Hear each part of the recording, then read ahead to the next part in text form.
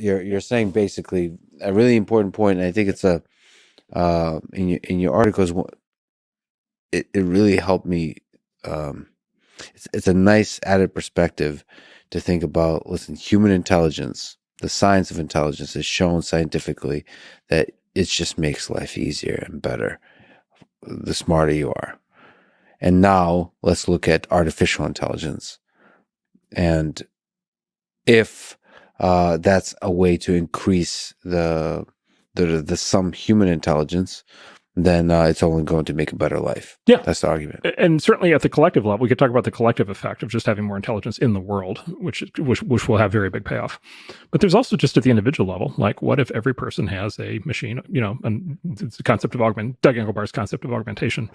What if everybody has an assistant, and the assistant is, 140 IQ, and you happen to be 110 IQ, and you've got, something that basically is infinitely patient and knows everything about you and is pulling for you in every possible way, wants you to be successful. And anytime you find anything confusing or want to learn anything or have trouble understanding something or want to figure out what to do in a situation, right, want to figure out how to prepare for a job interview, like any of these things, like it will help you do it. And it will therefore, the combination will effectively be, effectively raise, because it will effectively raise your IQ, it will therefore raise the odds of successful life outcomes in all these areas. So people below this hypothetical 140 IQ, it'll pull them up towards 140 IQ.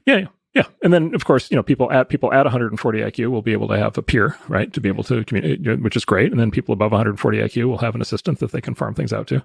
And then, look, God willing, at some point, these things future versions go from 140 IQ equivalent to 150 to 160 to 180, right? Like Einstein was estimated to be on the order of 160. So when we get, 160 AI, like will be, when one assumes creating Einstein level breakthroughs in physics and then at 180, we'll be, curing cancer and developing warp drive and doing all kinds of stuff. And so it is quite possibly the case. This is the most important thing that's ever happened and the best thing that's ever happened.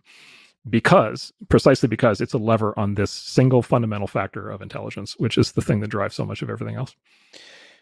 Can you steel man the case that human plus AI is not always better than human for the individual? You may have noticed that there's a lot of smart assholes running around. Sure. Yes. Right. And so, like, it's smart. There are certain people where they get smarter. They get to be more arrogant. Right. So that there's one huge flaw.